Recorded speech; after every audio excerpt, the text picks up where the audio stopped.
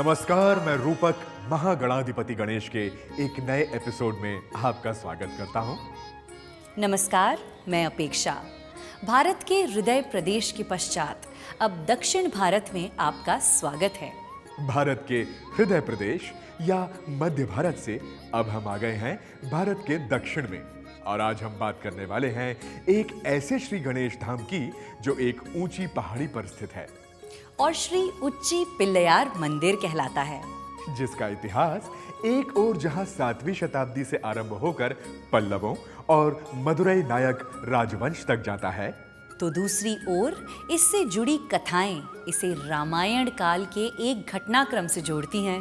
श्री उच्च पिल्लैयार के साथ बात होगी केरल के श्री मधुर महागणपति की और बेंगलुरु के श्री डोडा गणपति की। तो चलिए दक्षिण के 3 गणेश धामों की प्राचीनता और भव्यता को निकटता से जानने के लिए श्री गणेश करते हैं उस श्रृंखला के एक नए अंक का, जिसका नाम है महागणाधिपति गणेश। आदि अनादि संस्कृति की विजय यात्रा।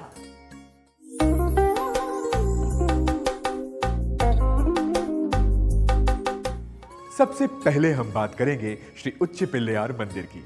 श्री गणेश के इस धाम का संबंध भारत के तमिलनाडु राज्य के त्रिची स्थित रॉक फोर्ट की चोटी से है।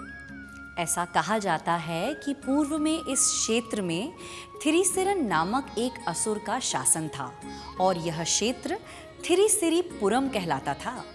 बाद में इसका नाम सिरप्पल्ली हो गया और अब इसे तिरुचिरापल्ली या संक्षिप्त में त्रिची कहा जाता है। तिरुचिरापल्ली रॉक फोर्ट को तमिल में मलाई कोट्टई भी कहा जाता है और यहीं स्थित है श्री उच्च पिल्लैयार श्री गणेश का मंदिर। दक्षिण भारत के तमिलनाडु में रॉक फोर्ट नामक एक प्राचीन पहाड़ी है। इस पहाड़ी के शीर्ष पर लगभग 273 फीट की ऊंचाई पर श्री उच्ची पिल्लैयार मंदिर है। यहां तक पहुंचने के लिए भक्तों को लगभग 400 से 437 सीढ़ियां चढ़नी पड़ती हैं। इस मंदिर को 7वीं शताब्दी का बताया जाता है। ऐसा कहा जाता है कि पल्लवों ने ग्रेनाइट की इस रॉक फोर्ट नामक चट्टान को काटा था और तभी से यहाँ श्री गणेश की उपस्थिति देखी गई। परंतु दूसरा मत ये भी है कि पल्लवों के बाद विजयनगर साम्राज्य के मदुरई नायक राजवंश ने यहाँ श्री गणेश धाम सहित अन्य मंदिरों का निर्माण करवाया। जहाँ तक इस मंदिर की प्राचीनता की बात है तो इसे रॉकफोर्ट पहाड़ी की प्राचीनता से नापा जाना चाहिए। यह चोटी 3.8 अरब वर्ष पुरानी ग्रेनाइट से बनी है, जो इसे पृथ्वी की सबसे प्राचीन चट्टानों में से एक बनाती है। यदि इसकी तुलना हिमालय से करें तो आपको जानकर आश्चर्य होगा कि हिमालय का निर्माण 5 करोड़ वर्ष पूर्व ही होना आरंभ हुआ है। यानी श्री उच्ची पिल्लैयार मंदिर की चोटी का निर्माण हिमालय से कई अरब वर्ष पूर्व होना आरंभ हो चुका था। रॉकफोर्ट पहाड़ी वास्तव में एक विशाल ग्रेनाइट मोनोलिथ है जो इसे अति प्राचीन बनाती है। मंदिर की संरचना की बात करें तो इस मंदिर में मुख्य गर्भगृह, एक अर्धमंडप और पूर्व की ओर एक मुख्य मंडप है। मंदिर की दीवारों पर पाए गए शिलालेख 3री शताब्दी तक के हैं, जो इस स्थल की प्राचीनता को दर्शाते हैं। हालांकि पुरातत्व का कोई प्रत्यक्ष प्रमाण उपलब्ध नहीं है, लेकिन सामान्यतः यह माना जाता है कि पल्लवों ने 7वीं शताब्दी में इस मंदिर का निर्माण करवाया और बाद में विजयनगर नायक काल के समय इसका पुनर्निर्माण हुआ। भूवैज्ञानिक और पुरातात्विक दृष्टि से तो श्री उच्च पिल्लैयार मंदिर प्राचीन है ही, परंतु एक घटनाक्रम इसे रामायण काल का बताता है। और आश्चर्य की बात यह है कि वर्तमान में श्री उच्ची पिल्लैयार मंदिर में स्थापित मूर्ति और इसी क्षेत्र में स्थित भगवान रंगनाथ का मंदिर उस घटनाक्रम को प्रमाणित भी करते हैं। रामायण काल से जुड़ा घटनाक्रम उस समय का है जब भगवान श्री राम लंका पर विजय प्राप्त कर चुके थे। लंका पर विजय के पश्चात एक दिन भगवान श्री राम ने अपने मित्र एवं भक्त विभीषण को एक उपहार दिया। ये उपहार भगवान विष्णु के ही एक रूप भगवान रंगनाथ की मूर्ति के रूप में था। विभीषण ने श्री विष्णु की उपासना हेतु इस मूर्ति को अपने राज्य श्रीलंका में स्थापित करने का विचार किया। वह भगवान रंगनाथ की मूर्ति को श्रीलंका ले जाना चाहता था। लेकिन कठिनाई यह थी कि उसे निरंतर यात्रा करनी होगी, और यदि यात्रा के मध्य में मूर्ति को कहीं भूमि पर रखा गया तो वह मूर्ति वहीं स्थापित हो जाएगी। इधर विभीषण मूर्ति को लंका ले जाना चाहते थे और उधर देवता ऐसा नहीं चाहते थे कि भगवान रंगनाथ की मूर्ति एक राक्षस राजा के राज्य में स्थापित हो। देवता अधिक तो कुछ कर नहीं सकते थे क्योंकि मूर्ति स्वयं श्री राम ने दी थी। तब देवों ने विघ्नहर्ता श्री गणेश से सहायता मांगी। श्री गणेश ने देवों की समस्या को समझा और वे एक चरवाहे का वेश धारण कर विभीषण के पीछे हो लिए। जब विभीषण त्रिची पहुंचे तो उनकी इच्छा कावेरी नदी में स्नान करने की हुई, परंतु अगला विचार यह था कि मूर्ति किसको दें। वे विचार कर ही रहे थे कि उन्होंने चरवाहे के रूप में श्री गणेश को देखा। विभीषण ने मूर्ति श्री गणेश को दी और दृढ़ता से निर्देश दिया कि वह उसे भूमि पर न रखे, परंतु श्री गणेश की योजना पृथक थी। विभीषण के स्नान के लिए पानी में जाते ही बालक रूपी श्री गणेश ने मूर्ति को कावेरी के तट पर रेत में स्थापित कर दिया। जब विभीषण लौटे और पाया कि मूर्ति भूमि पर स्थापित है और अब उसे हटाना असंभव है, तो वे क्रोधित हो गए और श्री गणेश को दंडित करने के लिए उन्हें खोजने लगे। बालक के रूप में श्री गणेश विभीषण से बचते हुए वर्तमान रॉकफोर्ट पहाड़ी की चोटी पर चढ़ गए। विभीषण ने उनका पीछा किया और अंत में क्रोध में श्री गणेश के सिर पर प्रहार कर दिया।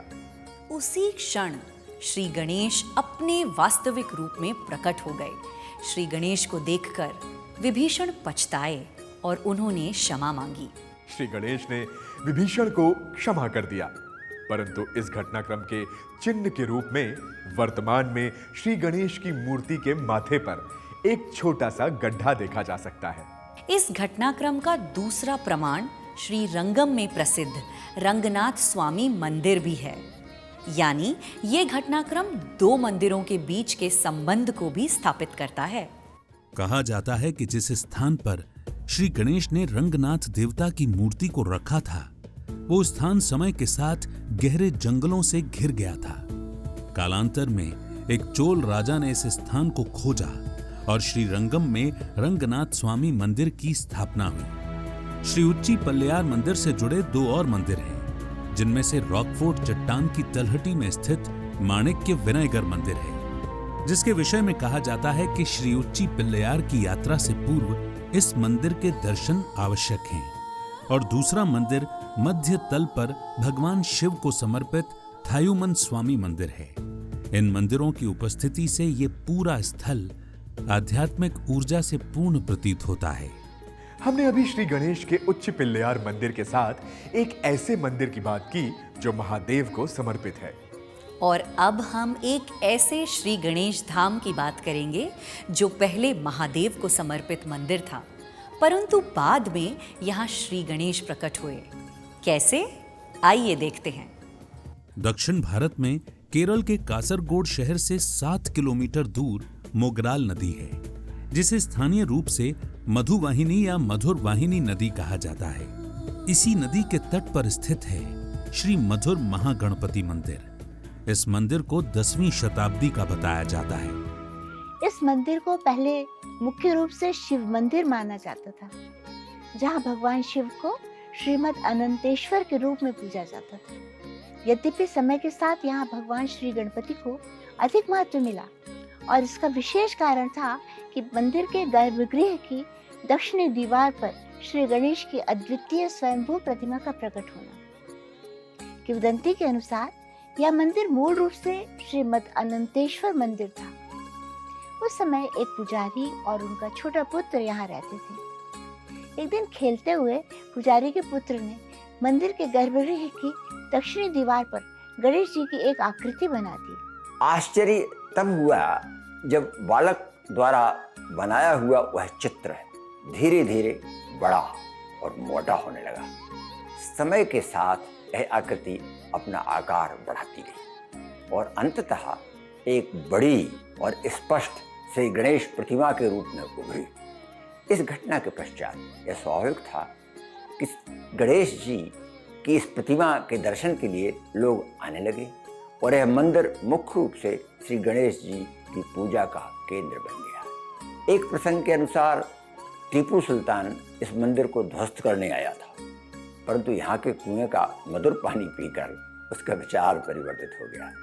महादेव और श्री गणेश दोनों से संबंधित होने के कारण इस मंदिर को मधुर श्रीमद अनंतेश्वर सिद्धि विनायक मंदिर भी कहा जाता है। इस मंदिर के इतिहास के साथ इसकी वास्तुकला भी विशेष है। मंदिर की वास्तुकला 3 स्तरीय गज पृष्ठ प्रकार की है, जो हाथी की पीठ जैसी दिखती है। निचली परत की दीवारों पर जो लकड़ी की जटिल नक्काशी है, उसमें विभिन्न मुद्राओं में श्री गणेश को देखा जा सकता है।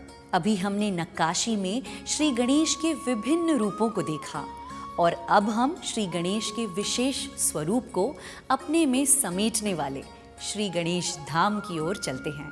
तो चलिए अब केरल से कर्नाटक की ओर चलते हैं, जहां हम देखेंगे बेंगलुरु के बसावनगुड़ी में स्थित डोडा गणपति मंदिर। श्री डोडा गणपति मंदिर बेंगलुरु के बसावनगुड़ी में नंदी मंदिर के ठीक पीछे स्थित है। कन्नड़ में डोडा का अर्थ बड़ा होता है और नाम के अनुसार ही यहाँ भगवान गणेश की प्रतिमा एक विशाल रूप में है और आकार में लगभग 18 फीट ऊंची और 16 फीट चौड़ी है। ये प्रतिमा काले ग्रेनाइट की एक ही चट्टान पर उकेर कर बनाई गई है, जो इसे भव्यता और शिल्प की दृष्टि से विशेष बनाता है। इस मूर्ति को बेंगलुरु के स्वयंभू गणपति के रूप में भी जाना जाता है। श्री डोडा गणपति मंदिर का इतिहास 500 साल से भी अधिक पुराना माना जाता है। इस मंदिर का निर्माण गौड़ा शासकों ने सन 1537 के आसपास करवाया था। हालांकि कुछ इतिहासकार इसे बाद की अवधि का मानते हैं। इस मंदिर की सबसे बड़ी विशेषता भगवान गणेश का श्रृंगार है। यह फूलों से नहीं बल्कि 100 किलोग्राम मक्खन से भगवान का श्रृंगार किया जाता है, जिसे बेन्ने अलंकार कहते हैं। यह विशेष श्रृंगार कई दिनों तक मूर्ति पर बना रहता है और आश्चर्यजनक ढंग से मक्खन पिघलता ही नहीं। बाद में इस मक्खन को भक्तों के बीच प्रसाद के रूप में वितरित किया जाता है, जिसे औषधीय गुणों से भी भरपूर माना जाता है। कुछ इतिहासकार श्री डोडा गणेश मंदिर को भी टीपू सुल्तान से जोड़ते हैं, लेकिन सकारात्मक रूप से। कहा जाता है कि श्री डोडा गणेश मंदिर में परिसर में ही टीपू सुल्तान के सेनापति ने ब्रिटिश सेना के खिलाफ रणनीति बनाई थी और उन पर हमला किया था। मंदिर से जुड़ा ये पहलू मंदिर को न केवल एक धार्मिक स्थल बल्कि एक ऐतिहासिक महत्व के केंद्र के रूप में भी स्थापित करता है। ये तीनों मंदिर श्री उच्ची पिल्लैयार, श्री मधुर महागणपति और श्री डोडा गणपति भगवान गणेश के विभिन्न और विशेष गुणों को प्रस्तुत करते हैं। साथ ही आदि अनादि संस्कृति में समृद्ध आध्यात्मिक और ऐतिहासिक परिदृश्य की गहराई को भी दर्शाते हैं।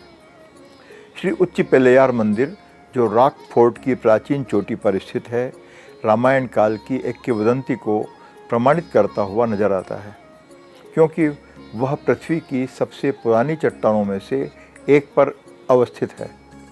सबसे बड़ी बात यह कि यहाँ कोई मान्यता नहीं बल्कि एक भूवैज्ञानिक वास्तविकता है। श्री मधुर महागणपति श्री गणेश की सहज उपस्थिति और उनके भक्तों के साथ उनके व्यक्तिगत संबंध को दर्शाते हैं। जब एक साधारण बच्चे की भक्ति के कारण श्री गणेश चित्र से स्वयंभू रूप में उभर कर आते हैं। अंत में बेंगलुरु के श्री डोडा गणपति मंदिर में मक्खन का न पिघलना एक वैज्ञानिक चमत्कार ही है, जो एक बार फिर आज के सीमित ज्ञान को चुनौती देता नजर आता है। रूपक, आज हमने श्री गणेश के जिन धामों की चर्चा की है, वे सच में विज्ञान और विश्वास को एक साथ लाते दिखाई देते हैं। निश्चित रूप से।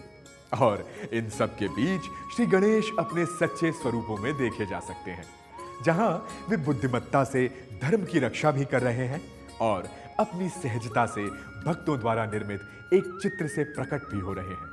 हम मध्य भारत से दक्षिण भारत की ओर मुड़े हैं, तो थोड़ा और ठहरेंगे और उन्हें यहाँ और खोजेंगे, लेकिन आपके साथ। तो आइए और देखिए अगला एपिसोड हमारे साथ केवल वीर भारत पर। और तब तक श्री गणेश के चमत्कारों के समक्ष समर्पित होकर देखिए कि क्या होता है। अनुभव साझा कीजिए और देखते रहिए महागणाधिपति गणेश। आदि अनादि संस्कृति की विजय यात्रा। अभी के लिए नमस्कार।